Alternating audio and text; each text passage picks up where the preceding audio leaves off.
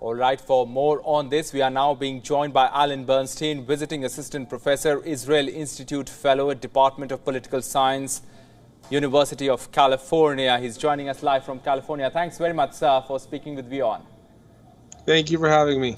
Sir, let's start with the situation on the ground. How do you assess that? The armed groups in Gaza saying 300 rockets being fired, Israeli Prime Minister saying that the campaign in Gaza is not over yet. How do you see the situation panning out? So really, the key actor in this, in the current state, surprisingly, is Hamas. Hamas is the group that controls the Gaza Strip. And if Hamas would like, they could stop the Palestinian Islamic Jihad and say no more. Or they could, what they've done so far, allow the Palestinian Islamic Jihad to just continue and say, you can retaliate, we're not going to stop you. Hamas is under a lot of pressure from Iran to join in the fray and attack Israel. Israel so far has refrained from attacking the Hamas movement in hopes to keep it out of the fray. And really we have this unique situation where Israel and Palestinian Islamic Jihad are attacking each other. The two sides refuse to speak to one another. They are both setting their own terms for ceasefire. And Hamas is sort of in the middle, trying to support the jihad on the one hand. On the other hand, they are desperately trying to avoid a full-scale war because that would be detrimental for their rule in the Gaza Strip. So it's this unique situation where everyone has their own interests. There are conditions for ceasefire, but no one's willing to really meet in the middle and achieve them so far. Right. So also to understand this better, Egypt has started mediation talks. Do you think this is an effective strategy at this juncture, especially to get the two sides to the negotiating table?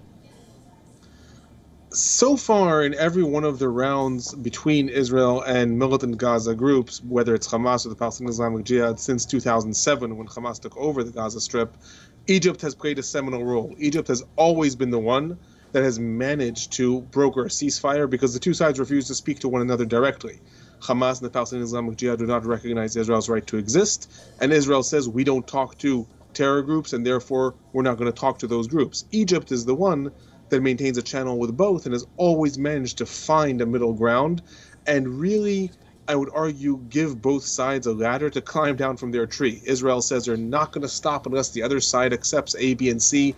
The Palestinian militant groups say they're not going to stop unless Israel accepts 1, 2, 3. Egypt manages each time to find a ladder to say, okay, you can say you manage this, you can say you manage that, and both of you can now come to ceasefire.